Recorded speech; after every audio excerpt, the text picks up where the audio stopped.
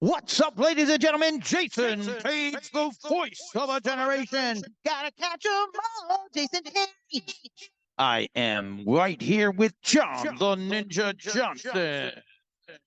Ladies and gentlemen, how you doing? I've never had an intro for me before, and golly, I gotta break character because this is a very special interview, and for a lot of you, you grew up with this man's voice. Even if it wasn't for the show that made him a star, you absolutely are aware that you've heard him before. So let's start first. The person I have here is an MVP running back and a vocal acrobat, and his motto is use imagination to create self-expression. It's literally right behind him right now as we speak. But after going to like 10 public schools, he kind of saw how the school system kind of caters to take away your creativity and imagination. But that didn't stop him from his humble beginnings out on not only the high school circuit, but out on the streets of New York, doing tricks and starting bands. He was able to amass a career that has spanned not only different genres and generations, but one that you can't deny is worthy of being praised. Let me explain some of those commercials that I mentioned. First off, he's worked for Mountain Dew, Lego, which is one of his biggest contributions to the wonderful, how would we say, ethos and echo of the world. But that's just the tip of the iceberg. He's done work with Beyonce, Jennifer Hudson, the Scorpions, Aerosmith, Ray Charles, Luther Vandross, Mark Anthony, Ricky Martin, Usher, Shaka Khan, Michael Jackson. What more could you ask for? And he's also worked on TV shows like Phineas and Ferb, Rick and Morty, Spongebob, The Jersey Boys, Annie, and this is one of my fun favorite facts. He was offered an actual actually be in the play Rent when it first came out, but due to other obligations he had to move on. The person I'm speaking of is Jasonpaige, and if you are aware, he is the lead vocalist for the Pokemon TV theme. Today he's come to talk about his illustrious career where he's performed for Super Bowl ads, at the Grammys, been all over the world, and I'm gonna tell you, he might do some singing too. So Mr. Paige, how are you doing, sir? Oh, thank you for that incredible intro. You span some of the most important things that have happened in my life. You've obviously done your research, and I am incredibly impressed. So thank you for that wonderful preamble. No problem. Let's see how much research I really did, because we got to get into nitty and gritty, because your career has spanned so much. You've done so many things, and you've done it effortlessly. You know, the first thing I really wanted to tackle was that sign behind you, imagination. You use it to creatively express yourself. When did you hear that or pick it up? Like, how did that come about? Well, when I tried to sort of focus my life and figure out what my North Star is, what I really am going for as a being on this planet, and articulating it through this painting right here, which is regular yellow paint, black paint, and then that's chocolate chia seeds that are all over it. I'll give you a little close up on that. You can see all the chocolate chia seeds on there with the actual paintbrush stuck into the thing. The chocolate chia seeds represent the sweetness of life and the nutrition of a wonderful chia seed. Anyway, that's gonna stay up there. But basically, I'm trying to be the very best, like no one ever was. I'm living up to the lyrics that I didn't realize would be so impactful for a generation. And I am trying to make good on the claim of being the very best, and the very best really being the very best me, like no one ever was. And how do we do that? I believe that the human being superpower is his imagination. If you think about it, nature is existing in its incredible array of creativity, but everything that exists outside of nature comes from the imagination of a human being. All of the stuff, this technology, these ideas, the way that we even manipulate nature comes from our imagination. So if we can use this superpower to creatively expand and self-express ourselves, I think that's pretty much what each of our goals is. And that sums up the lyrics of the Pokemon theme song right there. How you become the very best, like no one ever was. This is the action. behind, you know, people trying to reach their goals. Well, what do you do? How do you reach that? You use your imagination to creatively self-express. Each one of us is a different, unique individual. Each one of us has a very specific gift that we can give to the world, and we can expand that gift and use our imaginations to get that gift out there and express ourselves, because what you give me is unlike anything anybody else will give me. Reminds me of this somebody once said, you can understand, you can hear on a tiny little crackly speaker your grandmother's voice and recognize that voice out of everybody in the whole world. Everything you do has its own unique vibration and imprint. So the sound that you make is indistinguishable from everybody. I mean, is distinguishable from everybody else on the whole planet. The way you look and the efforts that you make in the world. So just consider yourself a miracle in the making, in the expanding, and that your imagination is the driving force behind that. So let's hop back to one of the pivotal things you always claim, because you always said that, you know, we're all musical. I agree with that. I'm a very musical person. Like, there's a physical need to create the sound. And you said your mom and dad were so good at not stopping you from being able to pursue it, being able to do it. Your dad was a saxophonist. Your grandpa was a drummer. Mom was artistic. So could you relay a little bit more into your upbringing and how they kind of nurtured that for you? Because you did grow up. I don't know the rest of your ethnicities. I do know you are Jewish as well. But could you explain, and usually, you know, the religious homes, much like my own, my mother was very forgiving, even though she's the Christian, you know, there's kind of like a, hey, tone it down. Don't listen to this. Listen to that. You know, don't do this. You know, we're trying to sleep. It's 3 a.m. Stop screaming and playing. So what was your upbringing like, and how did they nurture your creativity? Because I want to point out before he speaks, everybody, I've seen this guy do beatboxing, raps, and then sing jazz and go back and forth and do it all in a looper, spur of the moment. So that's the type of creativity that every musician strives for. Well, I think the main thing that contributed to my success as a human being, first of all, and my success as a performer and a creator, is being supported as a self-directed learner. We're all self-directing. We're all have curiosity as children. And if you support that child's curiosity and get behind them, then that child can exercise his creativity and his imagination to self-express. But the parent's role is basically supporting the child in his own self-directed learning. Now, I was indoctrinated by the school system and all of the various things that are not self-directed. But outside of school, my parents supported whatever it is that I wanted to do, whatever my creative outlets were. If I was drawing, they supported me drawing and bought me crayons. If I wanted to learn instruments, they supported me and bought me instruments. If I wanted to swim, they got me swimming lessons. If I wanted to play football, they got me in the football league. Whatever the child wants to do will help the child learn and grow by being supported to do that thing, whatever it might be. Mine happened to be magic when I was 13, 14 years old, and I was able to do magic on the streets of New York City. My mom knew some magicians, and those magicians contributed to helping me learn how to do that magic. And when I wanted to sing, I mean, I always was singing, but I wasn't told to stop singing.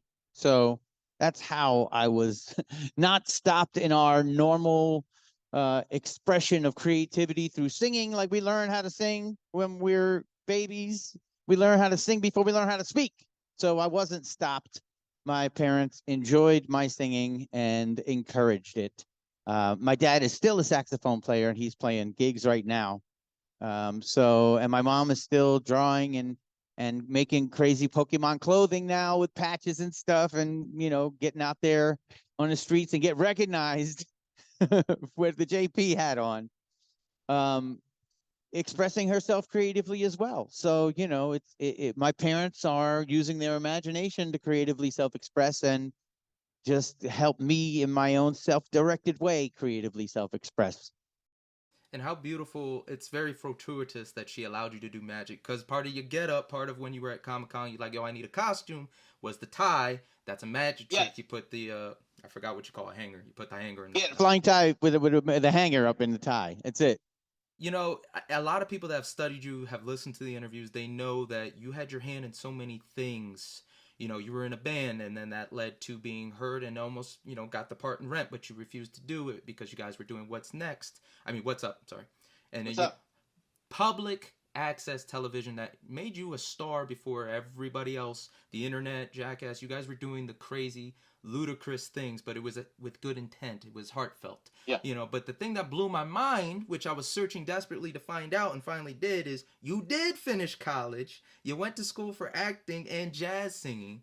And I'm like, man, so much was happening during that time, and you were still able to complete school. I was curious, you know, what sparked you to say, let me do both these majors? And more importantly, I think more so for the acting, what were some really big lessons that you took from that when you went out to perform at these shows, when you actually did Broadway, and even doing the cabaret shows at the lunch and dinners? What were some very valuable lessons that, you know, most kids today would be like, you know what, that's right, I didn't go to school, but I made something?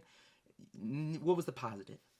Well, the school was in the neighborhood, which is why I chose it. I didn't choose it because of their program. I chose it because it was in the neighborhood. I already had acting experience from performing magic on the streets. I got a manager and agent. I went on auditions, and I was one of the only kids in my whole NYU program that actually had an agent and a headshot. They don't like to take people that are already in the world because they want to mold them so that they can be something that is not affected by the world. But I already had world experience. But what I had in that acting class was an incredible sense of self-awareness. There was a focus on understanding yourself emotionally, understanding your physical space and your body and your connection to it, so that you can use your body as an instrument, which is what an actor is supposed to do, to use his body as an instrument to embody some other emotional experience that a character that's fictitious, that a writer creates, one brings that character to life for that writer, for that great playwright, in the highest form, you know, in a Shakespearean role, interpreting the text, the character, and the story, and being able to use his body as the instrument. I did 2 years of NYU, and then I took a semester off, and then I went back for the jazz voice part. Now, the jazz voice part was quite different from the acting part. The acting part was all in the school, and there were very few performances going on that you would do in the school until the later years. But the jazz voice department was encouraging me to be in the world performing. My teachers were actual performers in the world, inviting me to their performances to perform with them. So the main lesson of the school was the world. The best part of school was the world. And I learned through application in the world. Now, I didn't necessarily have to get an NYU to credit attached to that teacher. I could have just had that teacher in the world outside of NYU. But NYU brings in these teachers that are active in the world, at least at that point in the jazz voice department.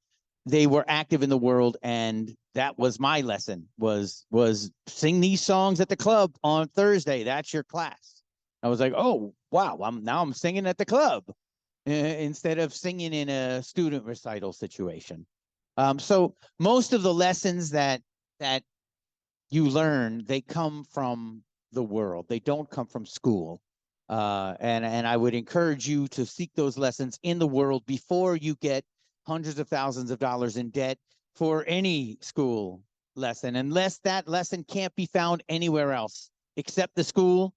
Get it in the world, because it's where the real lesson happens. One thing that, you know, flabbergasted me, everything else is already put out there, but your band actually got signed and was working with Paul Stanley. You know, I've already mentioned a bunch of greats, but when I look back at all the books I've read as far as like these rock stars trying to make it and everything, you know, what are the chances that both of you from New York, same kind of upbringing, you guys both from music, you know, you guys had that opportunity to actually work together. He's one of my favorite, I would say, stories. I do love Kiss, but his story drives me. Could you tell me a little bit about that session and how he differed musically from, say, somebody else that you were working with at the time, or somebody that you would work with at the time that you really looked up to? Well, Paul Stanley was one of those first big celebrity contacts that I had. And I think I was 18 years old when that band was picked up by Paul Stanley's management, and he got involved in reproducing our demos that we had done by other producers that were great, but they were not as big as Paul. So Paul produced this new demo and got us focused in our writing. And, you know, there's this tendency once you become a musician to expand beyond the simple pop realm. You want to, as a jazz student at NYU, I'm learning these jazz standards, and I have a propensity for greater chord structure and greater melodic structure and greater lyrical structure. And pop music is based on keep it simple, stupid, Kiss. The name says it all right there. And Paul basically honed our music and took out all of our eccentricities and cut them all off and made it this very simple but effective and focused project, which I thought was an amazing thing to learn very early, because I was always already trying to draw outside the lines, and he was like, no, just keep it right in here, keep it in the lines. And that was a great experience. Plus, that man's voice is epic. His voice is just incredible. And to be able to sing backgrounds on my own song that I had written with him in the studio, standing next to me, it was crazy. It was just amazing. It was an amazing experience. And then I had to sing, you know, I had to come up and be as good of a singer as I could be, because I'm standing next to Paul Stanley singing these songs. That band turned out not to get signed in the showcases that Paul Stanley organized for us to play in. And it kind of fizzled and became another band, became the What's Up Band after that, which also was an amazing experience. And then we worked with the producer, Bernard Edwards, on that record. And he was kind of letting us draw outside of the lines. We needed him to be more like Paul Stanley, actually. Now, was it with What's Up where you guys got to perform at CBGB's and all those other legendary spots? Okay. Yeah. What's Up was performing live everywhere. We got a record deal because of the community we brought together and the energy that we had back in the day. That's how you did it. You'd play all the gigs in town, and more people would show up to see you, and then the record company would come down, you know, just like in the movies. We're just standing in the back going, wow, everybody likes this band. Hey, I think we should sign them. You know, and we got signed based on that. The story's been put out there. You started doing studio sessions, and then you ended up getting into, you know, live performances, ended up doing the gospel choir, which got you working at MSG, and then you started doing all these other wonderful things. You know, having worked with so many professionals, musicians, I was curious what you considered the greatest compliment someone told you, musician to musician. And I don't mean greatest compliment as like Steven going like, oh my God, you need to perform with us. I'm talking like they sat you down, it's like, hey, listen, you did this on this song, or you did this vocal melody that really was brilliant. You know, something a little bit more of like them singling a action you did out during a performance. Recently, I produced a video with, or co-produced, but mainly allowed my friend B SLADE to produce my video for one of my songs, one of my newer EDM songs. And it's coming out in a couple months. But I was in a show at the Wallace Annenberg, the Scorsese show, which is this For the Record project. Here's the Tarantino one. We also did a Scorsese one that I got an award for. And he got an award too. This B SLADE is, in my opinion, one of the best singers on the planet. And he said that I'm a Maserati to his Ferrari. And that just blew me away, because it's somebody whose voice to me he's the Ferrari of all of voice. I'm sorry, I'm the Ferrari. He's one of us is a Ferrari and one of us is a Maserati. he is just the most incredible singer and communicator while he's singing as well. He's an amazing dancer and designer and fashionista as well, and video producer. So that's why I had to produce my video. But he said, "You're the Maserati to my Ferrari," and I was like, "Oh, that's it right there. That's it right there." And I'm just thinking back of the times, like you said, you had to struggle. You did everything, but you put the work into doing all these excellent things with the TV show. You guys are running around with the old VCR camera. I'm a little older than I look, y'all, but the old VCR cameras, man. I still remember having to pop them into the VCR, having to get that extra tape. Dude, yes. During your time fighting to just find your place in life, I was wondering if there was ever a time, you said when you're struggling creatively, find the fun or the finance to keep going. During the days before the studio sessions, before you amassed a career where it was kind of like, hey, this is the go-to guy if you need this type of voice, what were some of those moments you're like, can I keep doing this? Should I keep doing this? And was it a do or die feeling, much like everybody else is like, I don't have any other options, I have to do this, we'll find it out? I never felt like I should stop doing it. I never had a feeling like I need to stop this. I do have a little bit of a feeling like I need to make some vocal adjustments so my physical being can continue to sing. And then I look at Steven Tyler, I'm like, yo, that dude is screaming his head off still. And he sounds amazing. So, but it is incredibly effortful to try to sing like Steven Tyler or to sing the Pokemon theme song in and of itself. It was done for the studio, for the project, not to be singing it live. So I wasn't intending to sing it. So you give it your all in the studio. You don't care if you blow your voice out. You don't care if you wake up the next day and you can't talk at all because you gave all on that session to make it what it's going to be.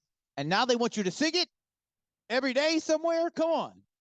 It wasn't meant for that. So now I am a little bit cautious about my new tracks and making them, somewhat repeatable in a healthy way, because it's real hard. It's hard to sing those hard songs. That the older we get, we have certain things that break down, and you have to figure out different ways to hit those notes.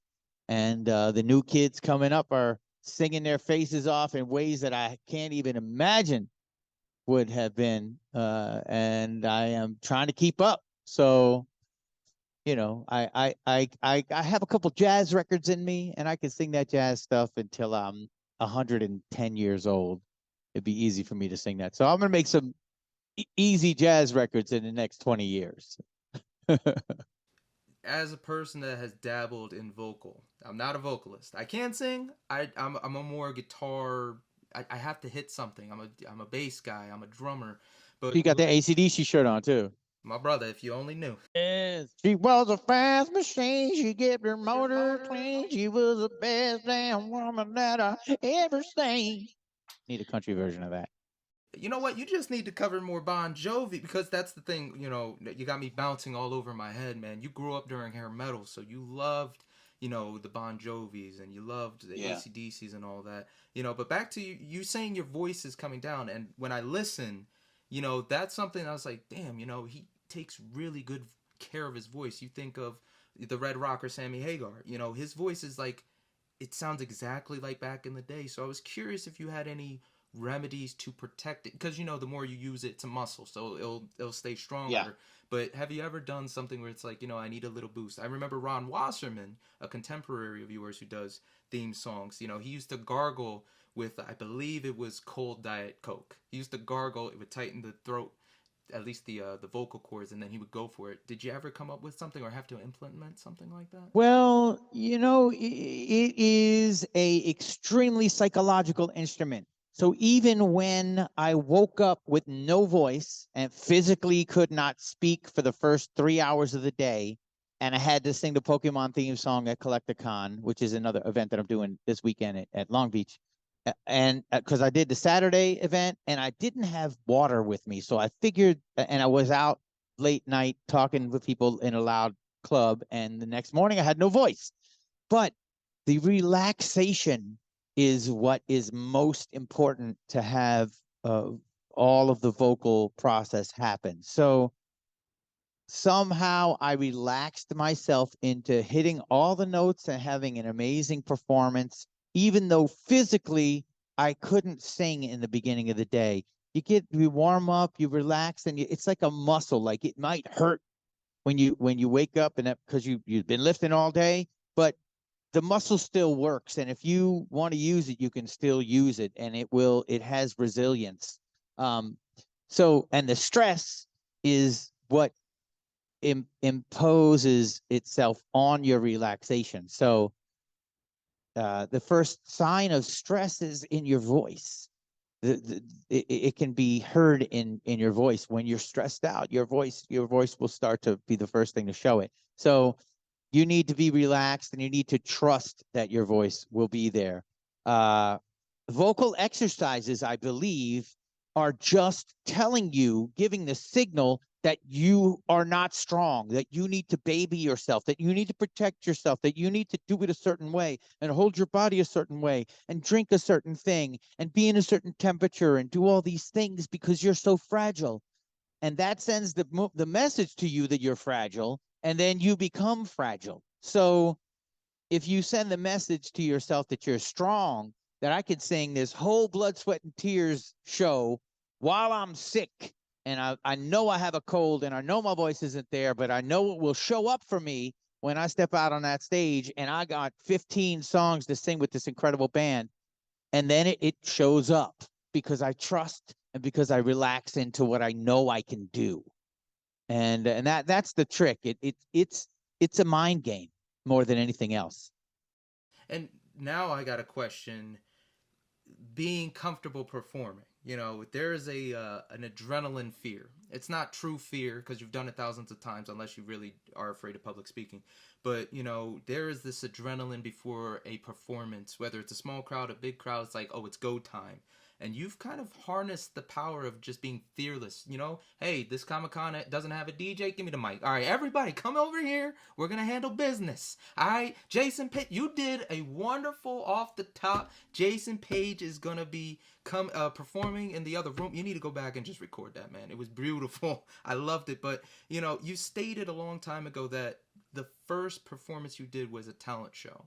And you've never been able to really recreate that feeling of fear and excitement and just the overall fun of the moment. And it just didn't dawn on me, like, how is that possible, having performed at all these wonderful places, these stages? You've done plays. That's like the ultimate form of I want to say a written expression of something that has to be live. It's beautiful. So even though that one is still number one, can you name me another time where, whether or not it was singing for Pokemon at a convention or you were performing with one of the greats, where no matter how many people it is, you had the goosebumps in the moment, you had that fear, and you came out on top?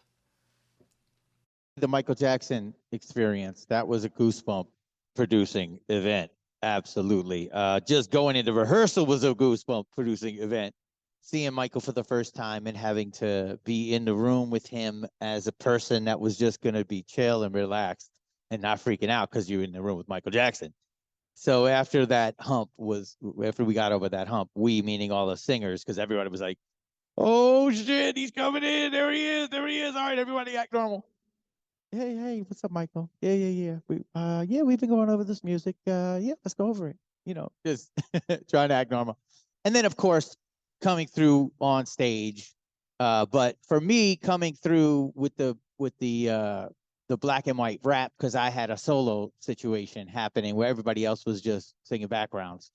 I got to step out solo wise and make sure I was delivering it with the full energy and feeling that it deserved in that space. So that was a super goosebump situation for real. But it's like you said, every time is a brand new situation, and we don't know what's going to happen, except for that first time at the talent show, because that was literally the first jumping out of the plane. Now I know I jump out of a plane. I've jumped out of 1,000 planes, but that was the first plane I ever jumped out of. So it's just always going to be the first thing. I think your first time with most things is unmatchable. And I'm not necessarily chasing that high, but just recognizing that I am looking for that newness and looking for that adventure and looking for something to be brand new, which is why I throw myself into these creative environments. I remember once I was in a Korean karaoke bar, and when I go to karaoke, I do the karaoke challenge, which means you just type in a random number and whatever comes up is the song I'm singing. And in the Korean bar, it was a Korean song with Korean subtitles. And, I had no idea what it was. And it was a room full of Korean people, too. So I made a comedic moment out of it. I sang my face off in a fake Korean dialect that would, either get me killed or loved. And because I sang well enough, they loved me. But it's just, that's it. Jumping out of the plane. Let's see what's going to happen this time. And we're gonna get to 100%. We're gonna talk about like the boundary situation. You got some wild stories I looked up, but back to Mike. I understand that feeling of being in awe of somebody and trying to cut it back. And you've also had to implement that doing these conventions with some people. There's the story of the guy who met you, found out who you were, and because he was so touched by the Pokemon theme song, he started to cry. He walked away. You started to cry, and it hits you on that emotional level. A lot of people can't really relate to, and I would say it had to do some of your acting let you become in touch with those emotions. So sometimes they creep up on you. Being that Michael Jackson and Stevie Wonder were the top two guys you looked up to in music, and you finally had the opportunity to work with Michael, could you relay to us some of his nuances when performing music? Everybody knows he was a stickler. He wasn't mean about it, but it's like, hey, it has to be perfect. But when it came to him performing, what were some things he did that you noticed that was like, oh, I never would have noticed that, or wow, that's a good idea? Some things you took from that overall experience. Like if I were to go see AC/DC again and I was like right next to Angus watching his fingers, something like that. I think what was most interesting was his relaxed nature. The music had so much energy, but yet his delivery was so relaxed. Somehow he didn't push. He wasn't straining. It was just a free, effortless production of his vocal excellence. and and as a person, he was very relaxed. So with all of that stuff going on, you'd think he might be a little bit, showing some signs of stress. And we all know that his life probably was very stressful and all of that, all of those stories about him. But the reality was he was like, like calm water in this whole incredible experience, like charged water that was calm. And then when that water came out, it didn't blast out, it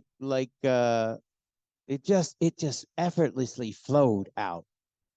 And his dancing was like that too. And it was very interesting to see that energy controlled and contained, that was so electrifying, but yet so controlled and so calm. That's what I took away from that. So I would say that is a brilliant. That's what I see with you in these interviews and performances. Even when we're starting to get things going, we're doing sound check. I'm like, damn, how's he just have this effortless ability to be creative and drop it? Like I got to figure out what that loop machine is first, because that's Oh, yeah. It's the five tracks. It's the five tracks. It's the five tracks. It's the five tracks. It's the five tracks. It's the five tracks. It's the five tracks. It's the five. It's the five tracks. It's the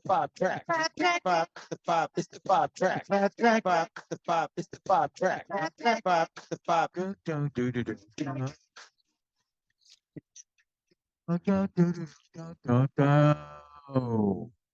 It has effects, and you just could record whatever you want really quickly.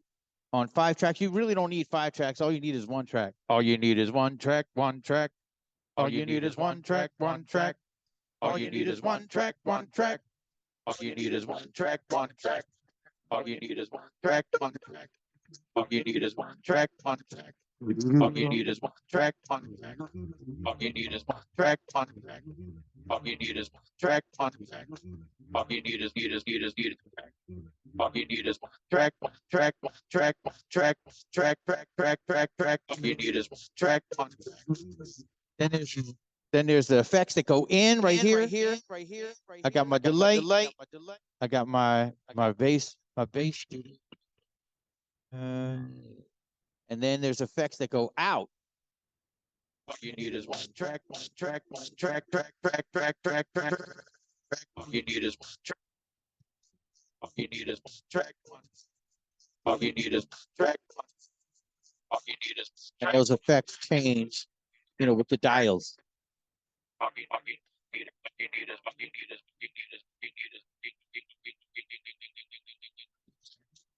you need is 1 track. That's it. And I gotta say, guys, when I say I've been in the presence of really, really remarkable musicians, if you go back, rewind this tape, look at his eyes of how he's doing this. Look, there's a concentration that you might not always see it. It's like when a guitar player closes his eyes and he's ripping, but that's the muscle memory. That's the notes and the connecting of the dots. That's what I appreciate, especially you being able to. I know you mentioned these new kids can beatbox like crazy, but man, they're crazy. I would never have imagined anybody beatboxing with Aerosmith, being on Howard Stern, no less. That's 2 legends right there. I'm like, that was incredible. And I have been, up into the past 10 years or so, the best beatboxer that I've known. Anywhere I go, I start beatboxing. Everybody goes, oh my God. Now I say I'm the 10th floor of a 100-story building. I used to be the top floor of a 10-story building. Now I'm the 10th floor of a 100-story. Well, you know what? I'm learning a little bit. Maybe I'm like the 20th floor of a 100-story building. But these dudes on the 100th floor, they are just whiling on the microphone with all kinds of different sounds, and their drumming skills are unbelievable, as well as the sounds they're making that I can't even figure out how they do it. Some of them give tutorials, and it's because of the internet and people sharing everything on the internet that have just increased all of humankind's ability to do so many things. It's really great. The dudes are using their imagination to creatively self-express. So now we have to hit the number one thing. Guys, you all know why we're here. It's because y'all love this. You love the Pokemon videos, the games, but this guy really gave it a voice for a generation. And listening to the song, not so much just hearing it in the background, but you'll see him perform it. You'll hear these DJs on his Instagram. Go to Jasonpaige Instagram, go like it, share it, and you know what I'm talking about. But you'll see these crowds, these massive amounts of people throughout the age groups singing this, and you get the goosebumps and you're loving it. Now, Jason, initially it was kind of like how every other person working for a studio at the time, it was one of those companies where 4 kids outsourced it, or maybe, hold on, I forget exactly who, but they were part of 4 kids outsourced it. Hey, we got a show, just do a demo, and it gets picked up, and you did it, and you did 4 hours.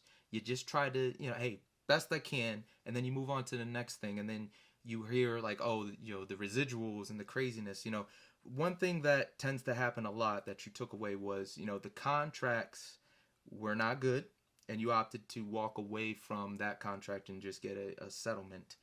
And I was wondering if you had bitterness for a while, because you went on to do a successful career. Again, the Mountain Dew one, I remember seeing that at the Super Bowl, if I'm correct. I might be crazy because I'm younger. I see a little silhouette of a can. Mountain Dew, time to do the slam dango. And thus I'm going to listen to Queen because of that, and then Lego Mania. You could do that. Hit me with that Lego Mania. Lego Mania, Lego Mania. Even with that career, there can be a little bitterness with how business goes down.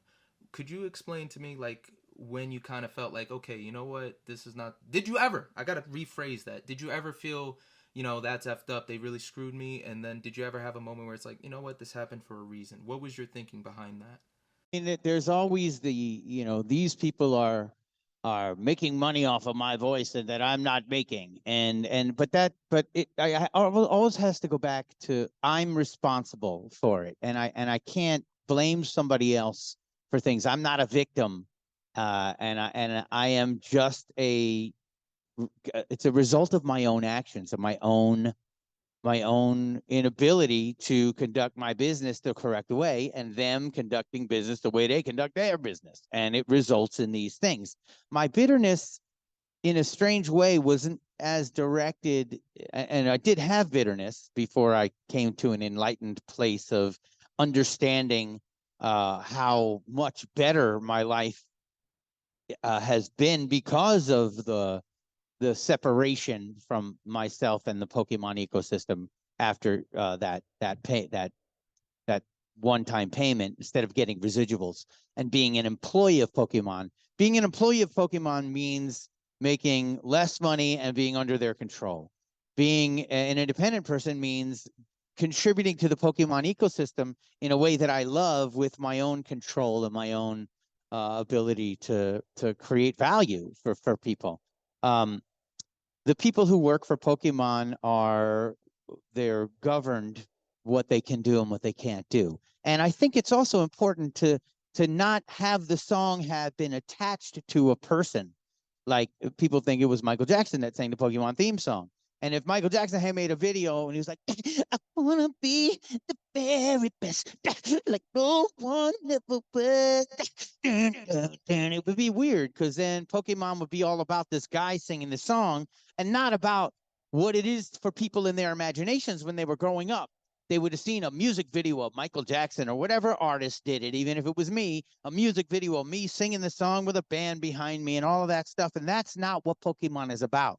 It was not about me, and it's about Ash. It's about his journey. And that's why the song in the beginning of the show underscores his journey and gives people their own interpretation of who this person, and not even a person. I'm just a voice delivering a message. Now that those people grew up, they became interested in who the voice was behind the song. But the bitterness in my mind was directed more at people who also used the song to great success before I did.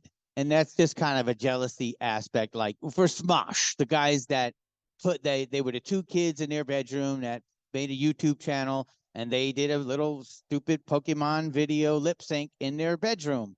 And that video became the most known video on YouTube for the first 5 years of YouTube, resulting in the sale of YouTube to Google, because it proved how much people just wanted to see kids in their bedroom lip syncing to the Pokemon theme song. Basically, they made the Pokemon theme music video before I did, and reaped incredible amounts of success because of that. And my bitterness is, and I applaud them for spreading the word, because I was not thinking that I should do that. Pokemon was not something that I was interested in or cared about or even understood at that point. So I wasn't going to make the Pokemon video. I'm glad they did, because they brought the song into millions and millions of homes, and they also went on to have amazing careers. They have an amazing YouTube channel. They have movies and everything else. So I now understand that it was all for a reason. It was so that that generation that grew up on Pokemon could grow up on Pokemon, not on the guy that did the song, because that could undermine everything back in the day. Now they want to know, and now it's more appropriate.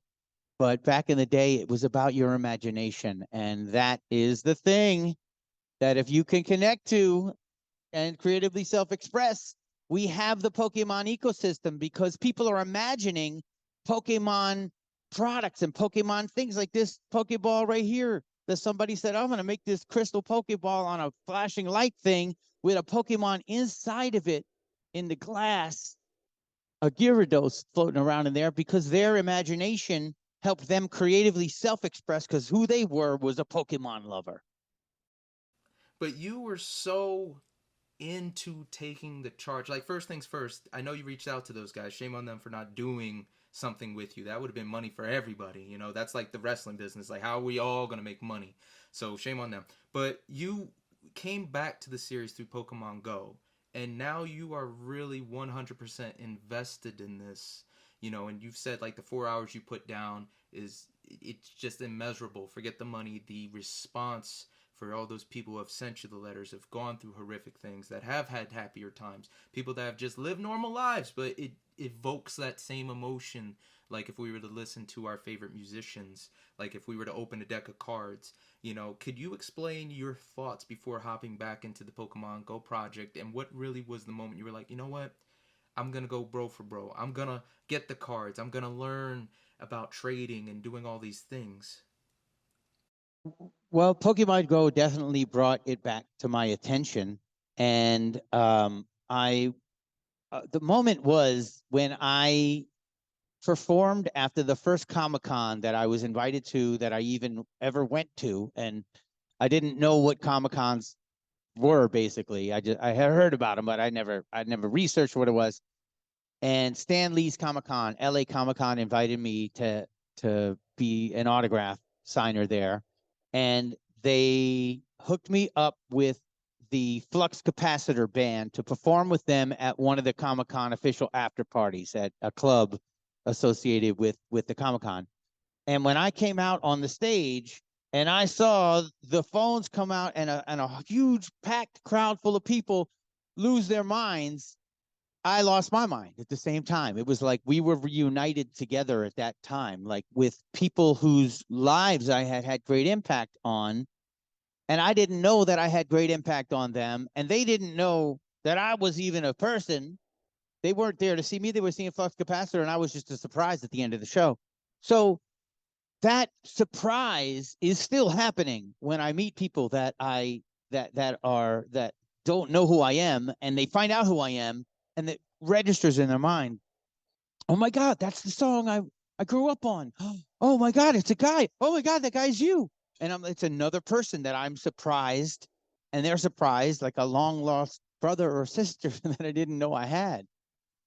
But that first show was like, oh, there's a billion people out there like this. And I have been pursuing connecting with those people through my music and my voice in another avenue. And really, all I have to do to connect with those billion people is turn around to the giant ecosystem of Pokemon that was created in the wake of that planting of that seed in 1998. And that you and all of the other Pokemon fans watered to make the Pokemon ecosystem and the billions of people that have been affected by it. And now that's enough of a crowd. The people like to have a niche audience. All you need is a few people that, but the reality is I've had an impact on billions of people, and they don't know it. Most of them still don't know who I am. So that recognition that I am the singer of the song, even by somebody else that just points it out to them. I don't have to be the person to trigger that nostalgic burst inside of them. Somebody else can. This podcast can. You can. Somebody could just say, "Oh, I saw the podcast with the Pokemon theme song singer," and then somebody's like, "Oh my God, I never thought of that. Oh wow, that's a guy." And then they have this experience. It's like a gem waiting to be found inside of people's souls. This burst of nostalgia, and it's a very important feeling that we should have. Recently, I had it watching an episode of Flintstones, and I was like, "Oh my God, I haven't seen this episode in a long time," and it just released this feeling, this beautiful, joyful, innocent, pure 6-year-old inside of me that got to live again through this release, and walk around happy for like 40 minutes thinking, oh my God, it was just to see that Flintstones clip. I didn't even see the whole thing. So that's what I'm moving for now. Let me ask you, because you're a performer that doesn't like boundaries. Again, you know, we got some R-rated stuff we got to talk about after. But when I think about when you said what the greatest performance was, New Year's, I think it was 2014 to 15. I may be wrong, but you had a show doing the Rocky Horror Picture Show at a cabaret, eating dinner, and it was the perfect show for you. You did anything and everything aside from the ridiculous and X-rated, but even listening to it, you were really able to what every musician, what Michael would do, what, even Zeppelin, you could direct the crowd. Your energy, your movement, they mimic it. They do the same thing. You had people standing up. You stood up, they stood up. You told them to do this, they did that. That girl that was eyeing you came on stage, you guys kissed, and then when you looked, everybody else was kissing. And then you started dating. I can't, other than my story, I can't think of a more perfect end to a show. And I question, like, when it comes to the blessing of doing something like that where you're totally in your element, exploding all your energy and everything's aligned, versus coming to a community that is more like PG WWE. It's more, there's kids here, there's more parameters. I can't cuss on stage, I can't do the obscene, but it's like when you get a child to smile, there's a blessing in that we really can't express. That's a higher form of, like, I did something good today. Could you compare a performance doing the Pokemon theme versus being in your own element? And not just because you're an adult, I do a ridiculous, but just the energy differences and how they compare when it comes to performing for you and then performing for the kids. Yeah, I think the kids are they compare and they even exceed that other performance because they are pure and they're coming from a different place of awareness and energy. Actually, they're more responding to the energy than they are to the technical prowess and the control over the room or the control over my voice or my lyrical flow or my melodies. Or they are just energetic radios receiving the signal that I'm broadcasting, and when they receive it right, it's amazing. It's an amazing thing. I think it's the same thing with animals too. Kids and animals, they're more tuned to these frequencies, and it's just, it's amazing when you can affect them with your frequency. That's why kids listen to a lot of kid acts that don't sing very well. Doesn't matter because the energy is there. Something that constantly gets up, the power of the music, how it helps people. And I was curious, you did the Brisk project and you discussed what was the issue with that. I'm not going to go into vile detail. I just want to be respectful. But the two things I noticed was, one, definitely the Misfits haircut. I love that. You had that at the time. But, it seemed like that performance, that work was, taking something off your shoulder and being able to express it and say, hey, listen, we need to change this. This is wrong. And you were very vocal, especially in politics. You're very vocal about it. You did the Jasonpaige show and you had all these different things calling out politicians for what they were doing and wrong. I have to try and word this correctly because I'm struggling to try and say it myself. There are the stories where, hey, you helped me with this, but was there ever a story that came up with the Pokemon theme song where somebody was able to use it in the way that you did? They were able to stop an atrocity. Not just like, hey, it soothed me, but hey, listen, I might have used this to, like, signal I needed help, or I might have did this to, was there ever a story like that?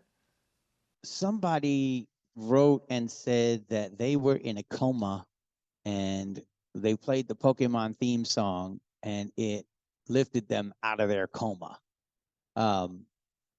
Because they were a Pokemon fan, and that was the moment. I mean, it might have been just coincidental that they came out at that time, but that was a very intense thing. But for me personally, every time I sing the song in a live venue, there are those people who are experiencing it for the first time, and they're having not just that recognition, but they're having the full experience of the song, not just because I'm performing it to them and they didn't realize that there was a guy who sang it and now he's there and now he's actually performing it live and he sounds exactly like the original. And oh my God, and the excitement and the energy from them just I think can it changes my life when I do it, and it can change their lives as well. But that coma is a very specific instance where that happened. There's a lot of comments on the YouTube channel under on my Pokemon theme video that talk about great hardships that people have gone through, and that the Pokemon theme song has helped them get through it, and been very instrumental in something they shared with their parents, or something they shared with their brother, or something that played at a funeral, or something very deep like that. And a cool thing about it is the energy you get back, the positivity of making the difference. Even on the original Pokemon theme, you had to help with the arrangements of how it was drafted. You didn't necessarily write the whole thing, but you got the arrangements down, which I pretty much consider you should have got some points on. But when I think about the different iterations you've done a Dubai version, a dub mix, you've done the jazz/pop version with my man on piano, and then the one I enjoyed the most was the Japanese version, because language changes radically with its sounds, and Japanese and English they're not the romantic languages like Spanish or Italian. You could, even German, you can kind of get some words that sound alike, but it comes to Japanese, I'm like, nah, bro, everything's a different syllable. You gotta practice this. So when you were doing that arrangement, what were some of the comparisons, like, well, with the English arrangement I had to do this versus, hey, the Japanese arrangement, no, that was so much easier, I just sang it straightforward, or etc. It is very hard to do the Japanese arrangement. I was coached by a friend of mine, and it took a long time. I wrote it all out phonetically in English, and then the inflections needed to be correct, even though you could read it in English. You read the Japanese in English, it didn't quite line up the way that the song sang, so that had to be adjusted as well. But yeah, there's a lot of incredible versions out there, and I will be releasing a hard style mix with two Netherlands DJs, Altage, what's his name? Altage Lards and Rob Gasdrop. Altage Larstig and Rob Gasdrop, I think the other names, how you pronounce it. And it's the regular sung version though. Try to sing it as much like the original as possible. But yeah, different languages. And when I'm in France, I sing Attrapez tous. And when I'm in Germany, I sing Comment Schnapsy dir. And I didn't sing the Arabic. I did sing it a couple times, but I don't remember what it was now. But yeah, this song has been translated into almost every language. It's incredible how much of an international hit it is. Every piece of work you've done, it's just boundless years upon years. Not to disclude Pokemon, because now not only is it a source of revenue, but you've been able to touch the world. But for you as a artist, what do you believe is one of the greatest, not accomplishments, one of the greatest pieces of work you've created? Was it a play you wrote? Was it the music performance? Was it a song you wrote with the band back in the day? What's something that it touches you, and man, 100% everybody else could hate it. It's like, this is the dumbest thing in the world, but for you, it holds so much grandeur, kind of like with Kirk Hammett talking about Creeping Death. He's like, dude, I wrote this when I was 16, and to have people all these years later still singing that riff, what performance holds that for you? Well, there's two things that come to mind. The first one is the Beatles Gospel Nativity, which is called Both, somewhere on my shirt. It's a Beatles music rearranged in gospel style to tell the nativity story. And we do it every year. We've done it for 13 years now, I think. We're in our 13th or 14th year. And I do the arrangements, and I am the lead character guiding people through the show as well. And it's kind of like a sermon of my character, Father Mackenzie, leading people through this holiday event that in my world has taken over Christmas for 13 years. And the nativity story is a very important story about the miracle of a child and the hope that it brings. The child didn't even do his thing. This is just what people want the child to be, and the the miracle of every child, basically, to save the world, to to use his creativity and imagination to creatively self-express.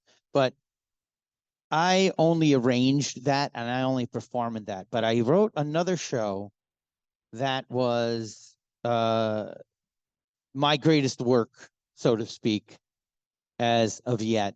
A collection of songs called The Works of Irwin Price. Irwin Price is one of the songs. Most of the songs were inspired by my time at NYU and my connectedness to my grandparents and their era of music, which was the 40s and 50s and 30s, 40s, and 50s. Jazz standards that I learned how to write on my own. And I created these jazz standards over the period of 20 years. And about 10 years ago, no, 15 years ago, or whatever, we've done it a couple times. We assembled the songs of Irwin Price, this fictitious composer. Basically, I took all my songs that I wrote and I pretended like they were written by this guy named Irwin Price. And everybody I had all my friends come together and I said, oh, you got to do this song from Irwin Price. It's an amazing song. And they were like, Irwin Price, I never heard of him. I made a fake YouTube video with one of the songs playing on it, and I made it sound all crackly like it was recorded from the 40s. And I taught these songs to my friends and pretended that they were Irwin Price songs. And in between every song, I would say a little stuff about Irwin Price that we made up. And Irwin had this song released in 1948 after the war, but Frank Sinatra was going to record it, but it wound up recording it and then not using it on his album. So, nobody ever heard it. And now we're going to sing it for you. And the next one was, oh, the Mills Brothers recorded this for their record. And then, nobody was checking up on all these stories that I was making up. But we presented this character as a real character and used all my jazz standards, which is the most elevated musical structure that I've ever created, writing-wise, and lyrically, the clearest and most concise lyrics I've ever written. Some of the songs were written about my grandparents, for my grandparents, which is extremely important and heartfelt and real. But then we just layered them into this Irwin Price story and got a 15-piece jazz band to do incredible jazz arrangements written by this guy, Dean Mora, to make it sound like it actually was straight out of the 30s. And it was an incredible creative experience and bringing to life this man and stories about him that didn't really exist, but everybody in the theater believed him to be real.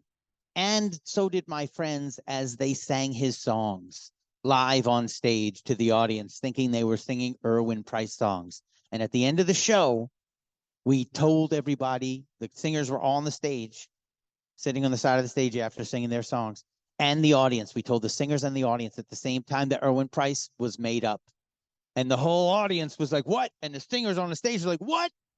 What? You could see the look of alarm on everybody's face. And like some of them were mad that I had like put them through the rehearsal process and told them all this stuff. And some people were like just so delighted they were on like, the Punk'd show, that show where they punk everybody. This was like a theater version of Punk'd. And that was one of my most impactful and perfect creative expressions and a culmination of like 20 of my best jazz standards that I had written over many years.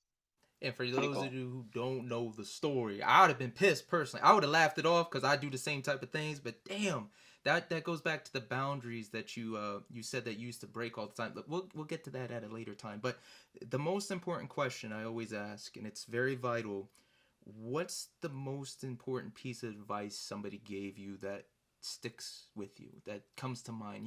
Somebody could have said a joke like, hey, is the effing you're getting worth the effing you're giving? I probably shouldn't have said that with the kids listening. Or hey, something stupid, hey, don't buy a tour bus, rent one. But somebody said that for some reason it hit you in the head and you're like, damn, that was exceptionally good advice. I had Ted Aguilar of Death Angel say just lived. and that it was like foreshadowing the pandemic and the craziness of everything about to happen in my life. And it kind of has been like a, just do your best, and even when you mess up, as long as you didn't intend to hurt that person, or as long as you try not to, you know, you can keep going. It's okay. Just shake it off. I think the most important thing we can do, besides using our imagination to creatively self-express, and this is advice from one of my best friends, and what it is we're looking for, is to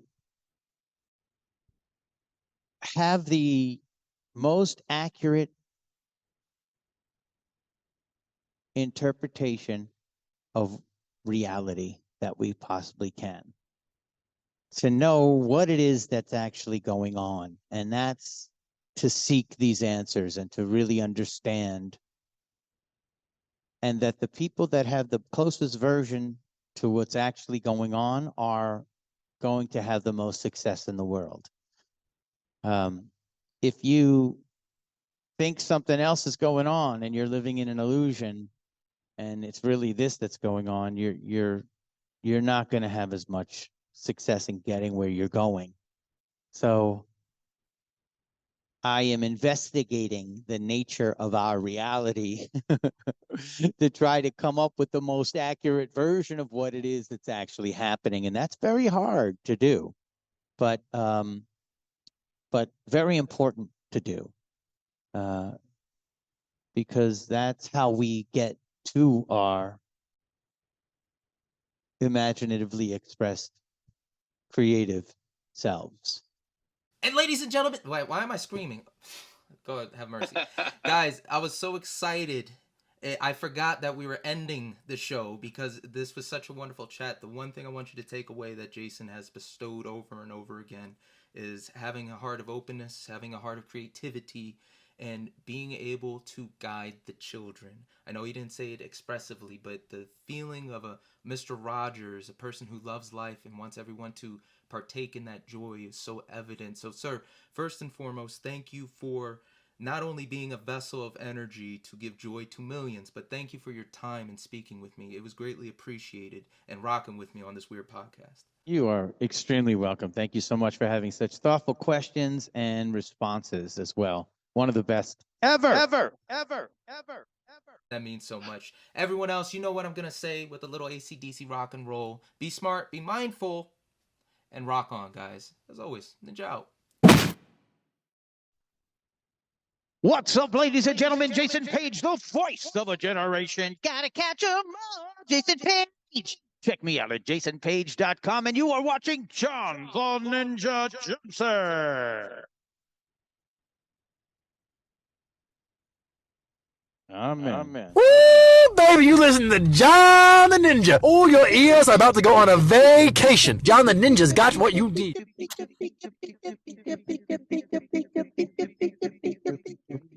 I wanna be the very best, like no one ever was. To catch them is my real test. To train them is my cause. We'll travel across the land. The train far and wide. You put their mind to understand the power that's inside. Okay, it's you and me. I know it's not me, but oh, you're my best friend in a world we must defend. Pokemon, gotta catch 'em all. A heart so true, a courage a bullet too. You did it, I see you. Gotta catch 'em all, gotta catch 'em all.